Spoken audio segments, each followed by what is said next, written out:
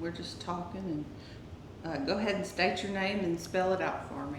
My name's Alonzo Spikes. That's Alonzo Spikes. And so, Mr. Spikes, you were born in Bancroft, you said? Yes. Tell me about your parents. My dad was Lee Thompson Spikes. He went by Tommy Spikes. My mother was Alzada Spikes. And her former name, maiden name, was Bradford. Yeah. So what year was that? My dad was born February 16th, 1902, and my mother was born August 20th, 1906. Well, tell me about your earliest memory. Some of my earliest memory was going to school, and I found two, we call them cuts of brown mule chewing tobacco. And I wanted it so bad. My mom was still living, and she passed away when I was 9. And I just bugged her until she had to give me a piece of it. And the next thing I know, it was morning because I had passed out. I chewed it and drank the juice, I guess, and it just sent me away. And so I woke up with my clothes on, with a scar on my head, so I must have fell into the wall somewhere. My mom put me in the bed. Yeah. Well, tell me about Bancroft when you were growing up. What kind of community and place was it? It was a community where everybody came together and helped each other. If you had a problem, they had a problem as well. And if you needed help, they'll come and help you. If you had to build something or tear something down, everybody was there. And we had no fire department. If something caught a fire, everybody come out with buckets of water and brushes to beat the fire out. And it's just a wonderful place. I see the men went to work and most of the women stayed home and took care of things. And some maybe walking, going place, and they'll stop and talk across the fence. And everybody had dogs. You wouldn't dare come to somebody's yard if the dog didn't know you. You might lose a piece of your leg. Right. Well, tell me about some of the families you remember. Well, my Aunt Penny, that was Daddy's sister, she was, you might say today, a multitasker. she was a mother, grandmother, a cook, midwife. She delivered me, and she delivered most of the babies born, I guess all the babies born at that time. And so my sister, who just passed away, I can remember when she was born. And everybody came, they had to sterilize, make sure everything was clean, and then but me and the little boy myself, I didn't want to be around. I'd go out and hide somewhere, but I'm listening. And then again, it's a girl, you know. But everything went well. So that's some of the memories. And I caught my first fish with my mom. We went fishing, and everybody on the creek there, and the fish wasn't biting my hook, my bait, you know. So I took my pole and beat the water. I said, I'm gonna beat these fish up, and put my hook back in the water. I caught a fish. So tell me about going to school. What school did you go to? Well, I went to school in Bancroft, and then I went. They at one point was up to the 12th grade in a one-room school. The school building is still standing there, and it come to a point where they had to change things. And I believe the 1st through the 5th went to the Maryville School, and then they had to be bused from there to DeRidder School here. And we had to get up early in the morning to catch the bus to go to school. But my mom had passed, and my dad was working, and I just, many times I would miss the bus. really. But my dad, bless his soul, he was a kind man. He didn't put the belt on my honey. I guess he felt sorry for a poor little motherless child. That's hard to do, catching that bus all Yeah, those it, years. it was. And so I went to the seventh grade here, and then somehow or another I just said, that's enough. And I was pretty good in school, I should say, and the learning came easy for me. And I thought, I said, I don't need this. And I seen everybody working, cutting logs in Puckwood, so I decided that's what I want to do. And so I started early in life after quitting school.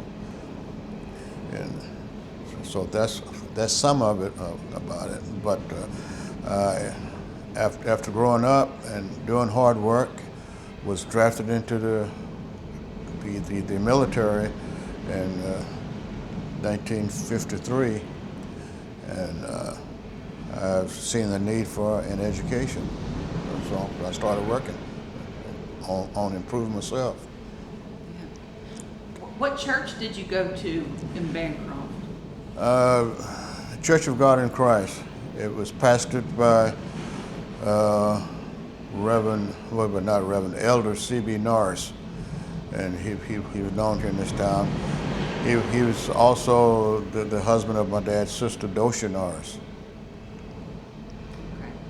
So tell me about the Spikes family and the history and the legacy. Things maybe you heard from your parents about the family. Well, it's my grandfather. I remember him quite well. He was born in 1861.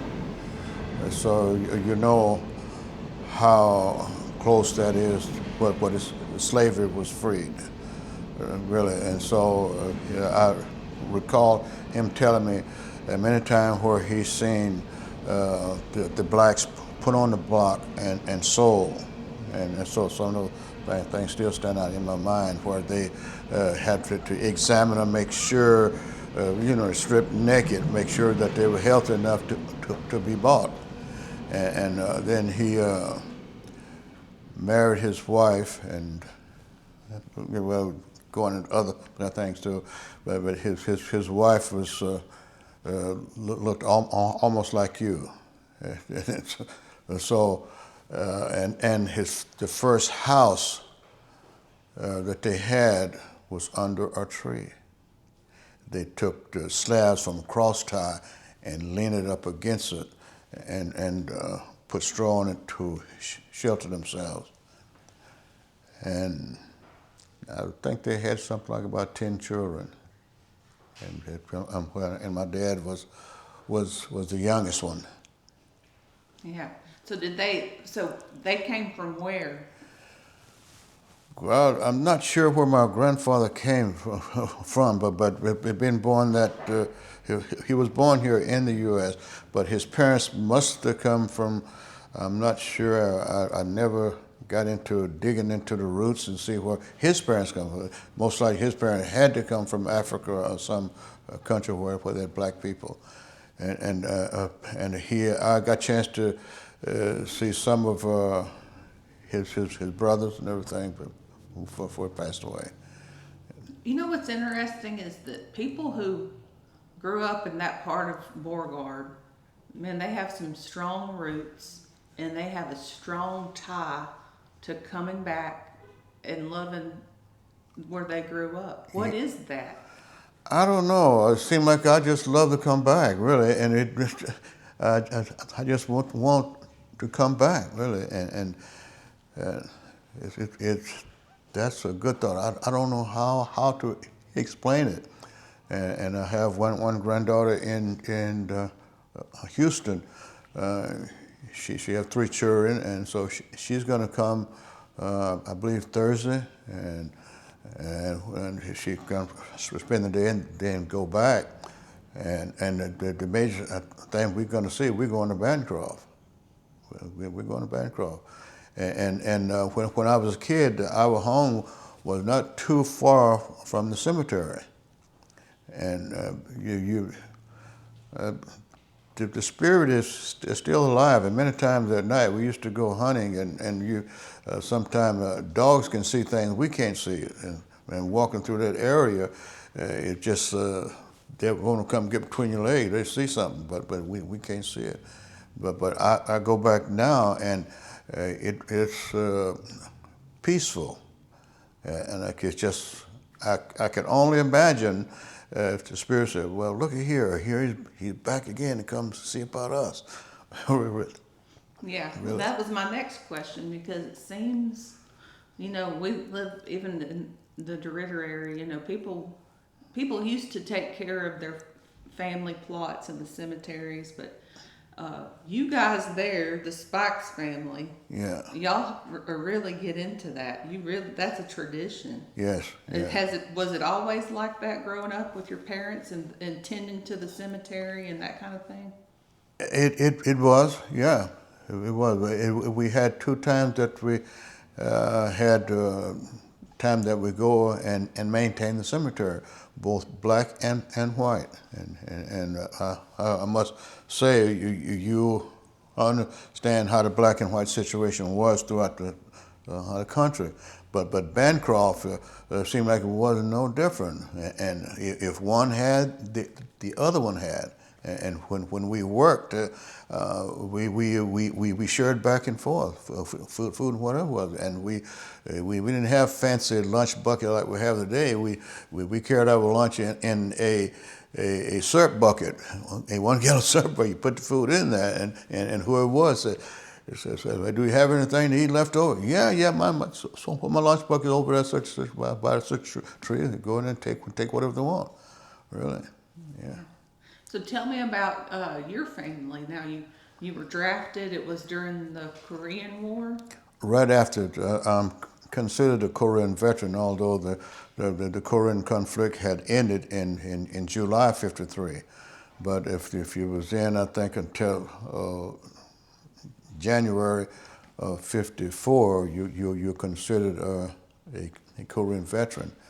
And I guess I can say I don't know how it would have went, but I had a feeling I should have volunteered and went in because I was 17 in June of 53, and I could have went in of 1950. I'm sorry, and so they, but somehow or another something just said no, don't do it, and I got examined and classified 1A of.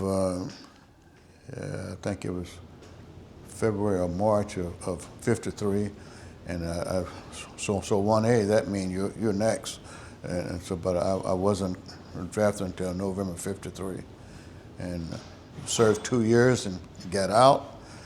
During the time that first tour, I got married in June of '55, and so November '55 I got out and came here to DeRitter, and decided my brother LJ Lawrence, who was going to school in Los Angeles, he was home on vacation for the holidays, and I went with him back to Los Angeles, and work was just about zero for people because so many people look for a job. And so my wife I just got married to in June of '55. She notified me and said, "So I'm gonna have a baby." and I said, "Well, no work. I better go back into the service." So I went back in. That was February 18th, 1956, and went to Fort Ord. For replacement from there to France, and that was a good assignment. France had some good experiences. Well, I bet. Yeah. And so, tell me about y'all's children. Well, as I mentioned, the wife I got married to in '55. We had 5 children, 4 girls and 1 boy. And somehow or another, after 17 years of marriage, we couldn't see eye to eye, and we decided maybe the best thing to split. And we had just bought a house in San Bernardino, California. I wanted a house for her to be in, for the kids to be when we overseas or somewhere traveling back. We come back, we have a place we can go and stay. And so when we divorced, I gave her the house and everything we had, and agreed to pay off all the bills, and so the divorce didn't come until I had got on orders. I was getting ready to go to Panama, and so I go to Panama, and so we have 5 children, and I go there on assignment, and somehow or another, so the divorce proceeding was going through, and it became final after I was there, and so naturally, you're going to meet somebody. I met a beautiful lady, and so I just, one time we were together for a while, and I said, listen, you need to go find somebody else. Really, she looked at me. I said, because I have nothing. I'm going to retire right now, and I have 5 children. I don't know if that's a smart thing to do or not. And when we first met, she only had, I think, 2 or 3 children, but she had 5 children also. I said, everything I have is going to be supporting my children when I retire. I have nothing. And the thing that, so you women are smart. I guess you might say smarter than we are. And she said, if you have a pillow to lay your head on, I have a pillow to lay on.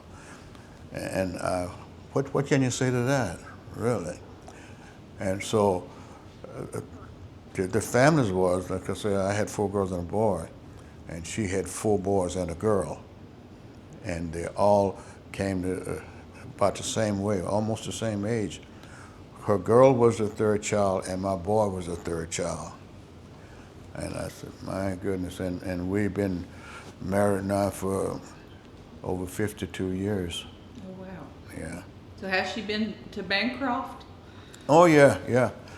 Well, when we first came back in 1975, Bancroft still had a few people there. So I drove. I was staying in Charleston, South Carolina, and so we got for the holidays in December of '75. We came back here to DeRidder, and we went to Bancroft, and I showed all around, and some people still there, and she still remembers some of the people there, but they all sleeping now, and some things stand out in her. She said, I can't believe the lady had her house so clean. You know, in those days, you had the master bedroom was the first one you see when you go into the house, and I think that may be biblical, because one scripture says, if you land sleeping and someone knocking at your door wants a bread because they're hungry, you tell them, go away, my family's sleeping. But if you knock again, you're going to get up. So the man is at the front door to protect his family. And that's kind of the way they did in Bancroft. Yeah. Yeah. So tell me how you're kin to Faith and Irwin. How do I do what? How are you related? So. Well, it's my nieces and nephews. Yeah. That's May Helen's children. Yeah. May Helen is that's which I've always referred to, as Irvin said, she loved to hear me call her Sister May. Yeah, and so we all grew up together in Bancroft. So how many sisters and brothers do you have? It was 9 of us. Okay, that's right, yeah. We were 9 of us, and so my dad, we had a family reunion here in June of 1988, and so we was honoring him, and he was just shocked. He said, I don't understand the meaning of this. What is this? What is this? I looked at him, I said, Dad, you had 9 children. what was the meaning to that? He didn't get it at first. Yeah. I said, wasn't that a lot of love? He said, you better believe it was. I said, well, that's the meaning of this family reunion. It's the love. We love you. Yeah. So he didn't know what to do. So did you, because Faith mentioned that y'all were having a family reunion. So is that what you're here for, or? No, I'm here for the homegoing celebration of May Helen. I was hoping it wouldn't be, but I just had the feeling it would be. Yeah. So, and God fixes so I won't have to adjust my plane ticket going back to Vegas. Yeah. So your mom will be buried in the Spikes Cemetery? No, she'll be buried here. Okay. Right. Yeah. Next to her husband. Oh, okay. Yeah. Well, tell me now. Again. How old are you? What is today? Today Just the is second, the all right? Second, yeah.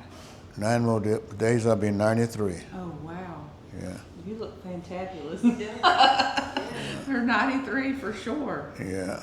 So what we always ask when we interview older folks, we ask, what did you do? What have you done to keep your youth? Well, I don't know.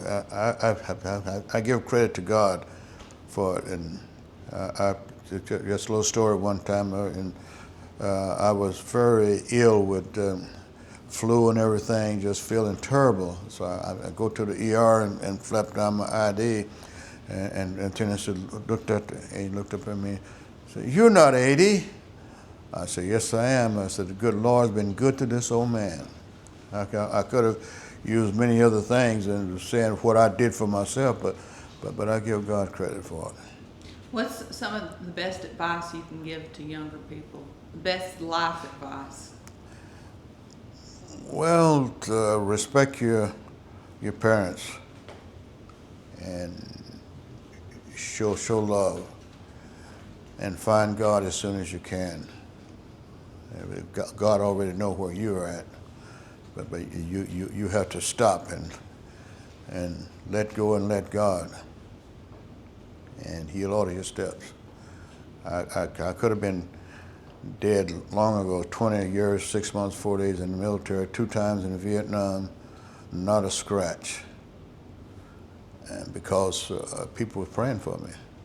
I wasn't praying for myself, but I had certain standards that I stuck with, and people can see in you what you are, and so you don't have to tell them where you are.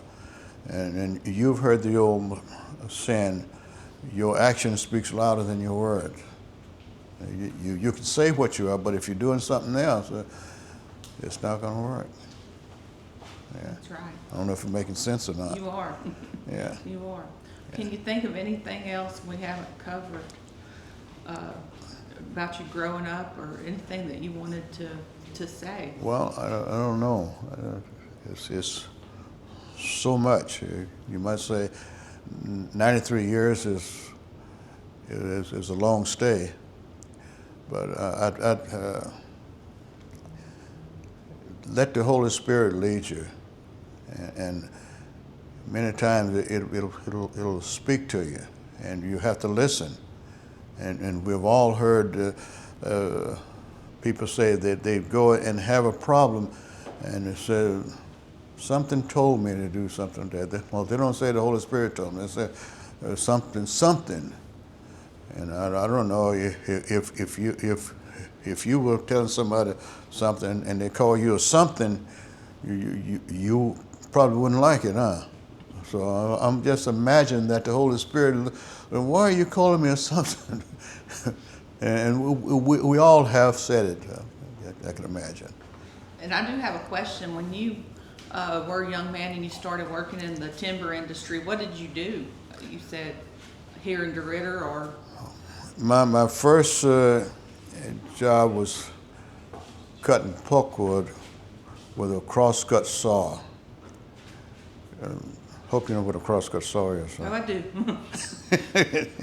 the reason I say that you appear to be much younger than me. I'm really not. But I know what you're saying. Yeah, you know what I'm saying. So Yeah, was it in Bancroft or was it in DeRidder? Because Bancroft did have a sawmill, but maybe that was earlier. Way it was in Bancroft, and then I guess I graduated from Parkwood to cutting logs, and in the logwoods a lot of time it gets wet and you can't do it. You have to do something else, and so you got your sawmill. You got a bunch of logs.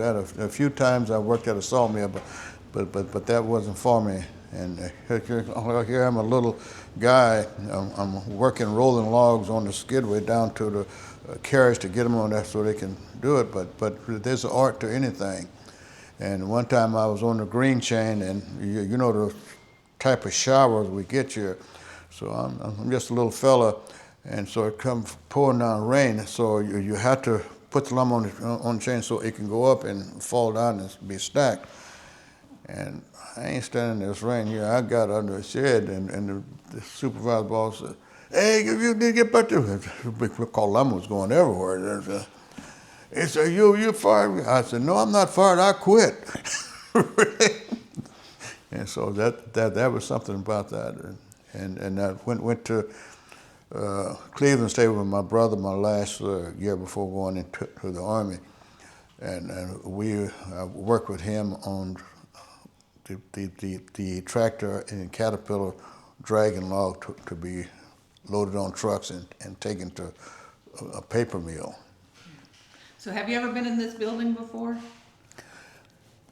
You know what? I think I have. And the time I was in it was June 1955 when I came from Newark, New Jersey. That's where I was stationed, Newark, New Jersey, and came here. I rode the train from here to get married to my first wife, Edna. And so we got married in June. And so I departed from here going back when I left. Very good. I always ask people that because usually they have. Yeah, well, it's different. We didn't have all this good-looking stuff in here back in then. Yeah. Well, what are your memories about DeRidder? Did y'all, as a family, come to DeRidder? Did y'all go to like to Quincy or when you had to go to town? Well, a lot of time we came to either one, DeQuincy or DeRidder, and we had to come to buy certain things, you know, because we had no dry goods store in Bancroft. At one point we had one store, and it was mostly just for food product, and so we'll all and everybody didn't have a car, so you get about 8 people in a car, or maybe 10 sometimes. So John, come on, sit on the lap here. That's where it was, and full car was loaded down.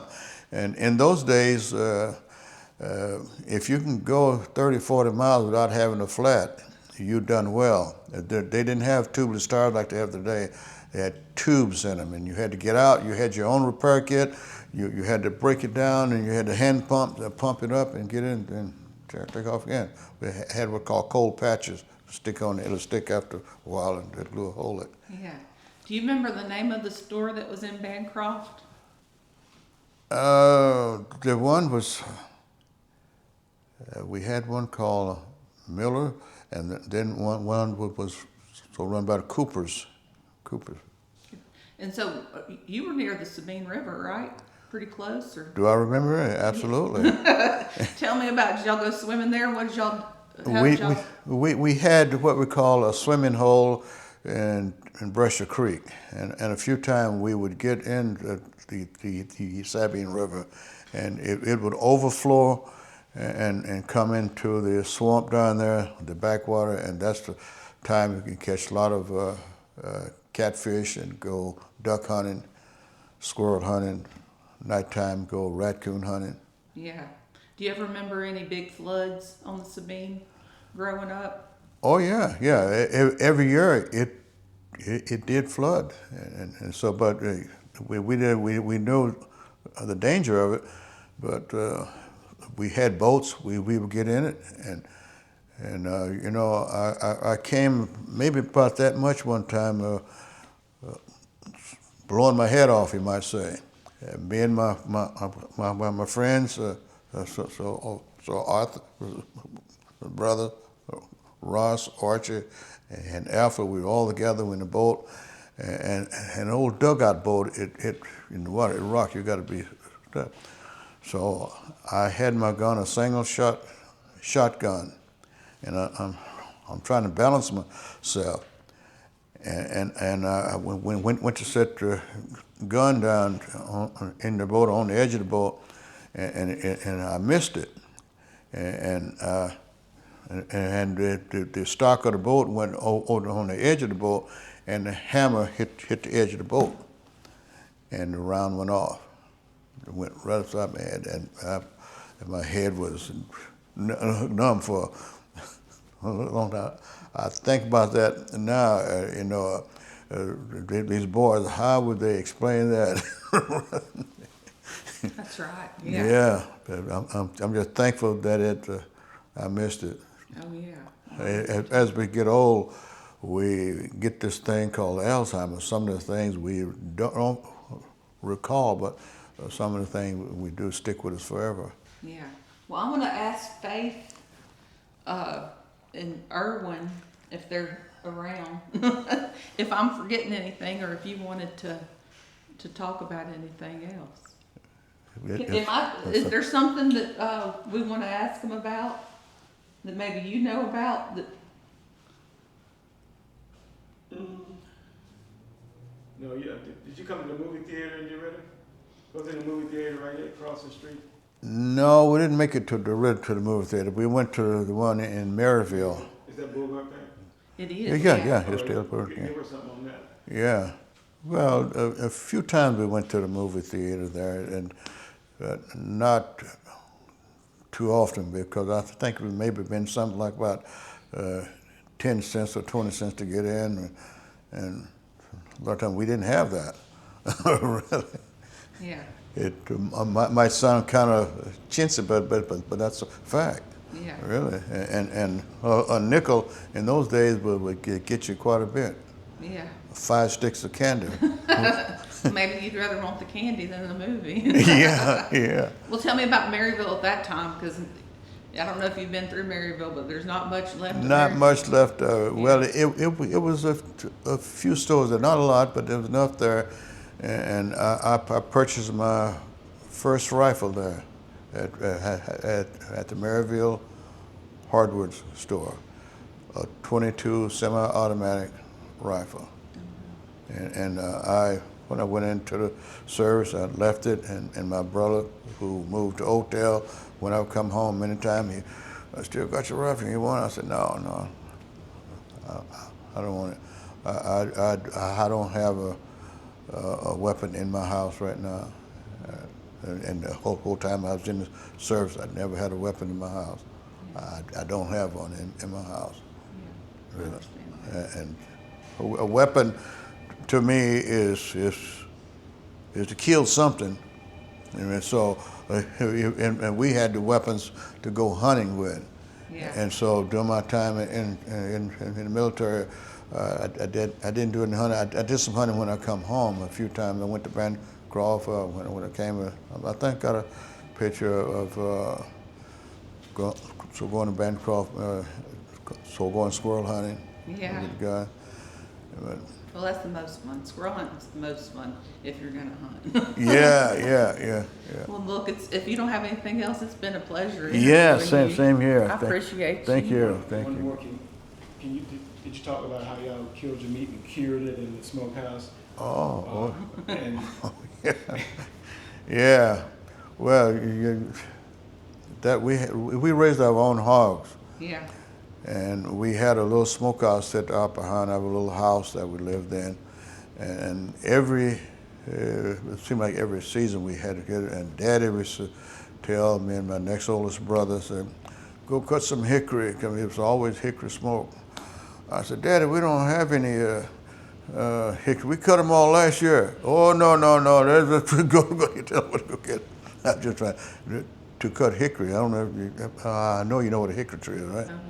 It's hard, and with a crosscut saw, it takes a while to cut down a little tree about this big, and then we bring back and put it in there, burn it, and smoke it. We made our own sausage.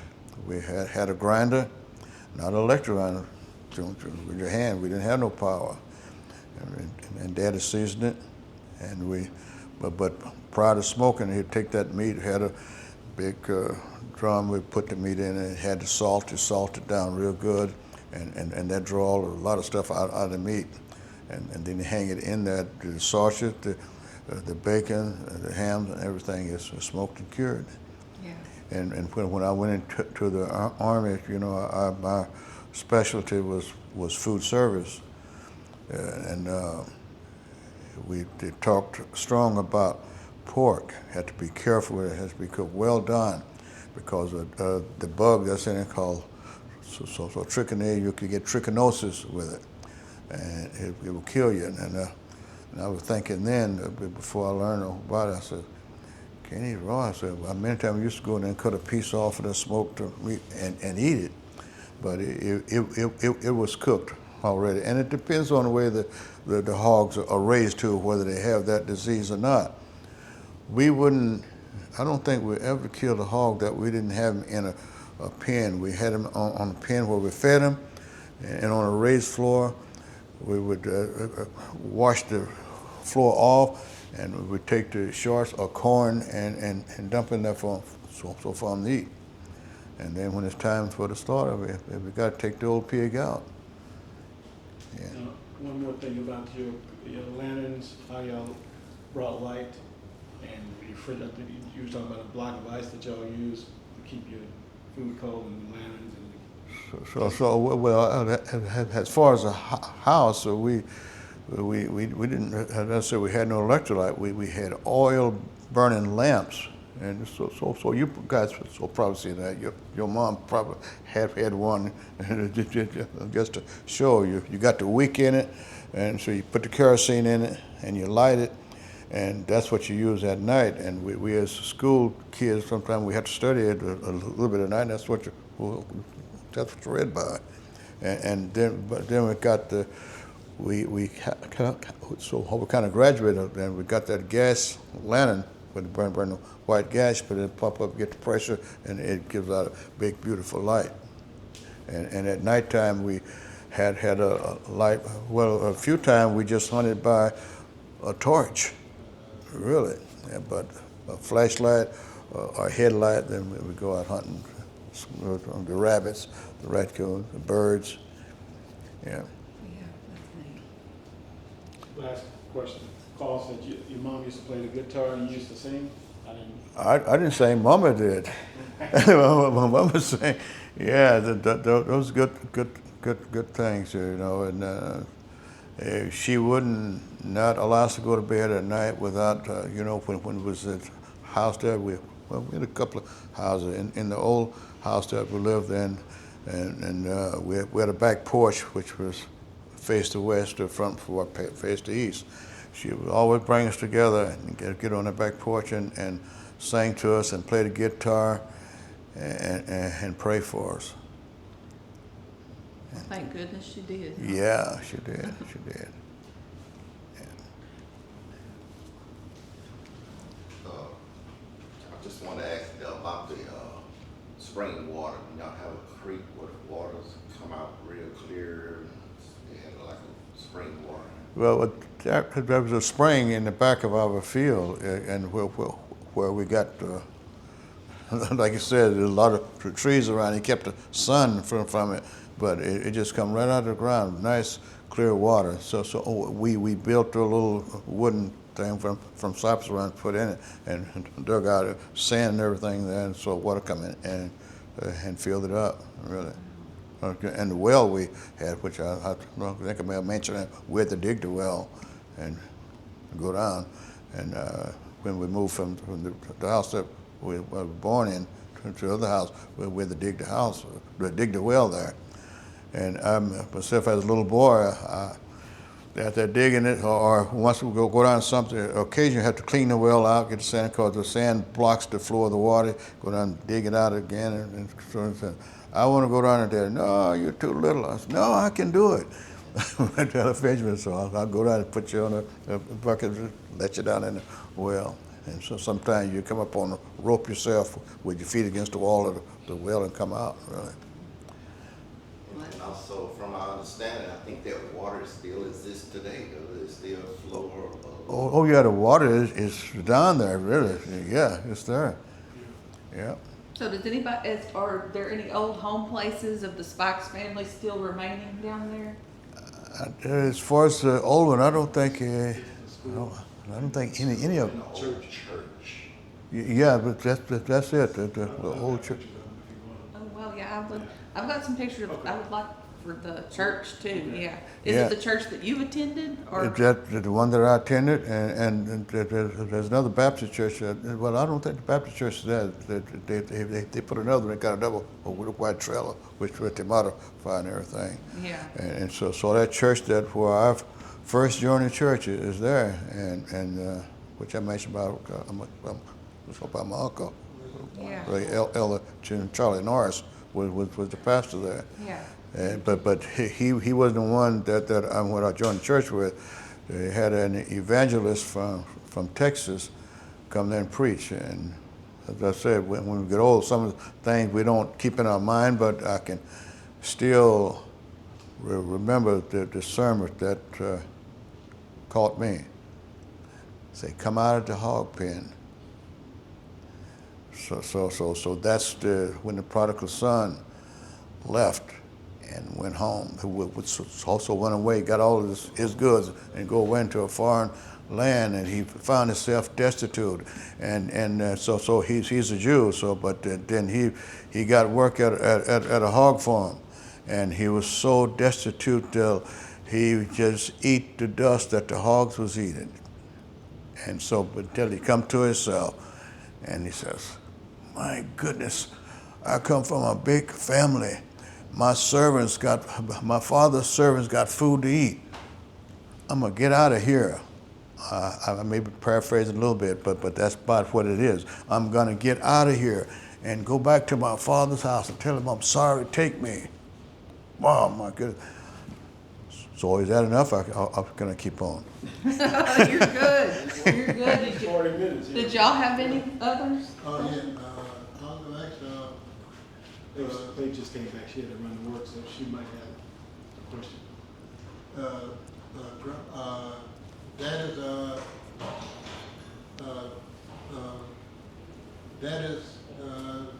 Dad and your daddy ever get together and preach together? Did they preach your daddy and Uncle Archie? What's that? My daddy and your daddy, you ever get together? Brother Will?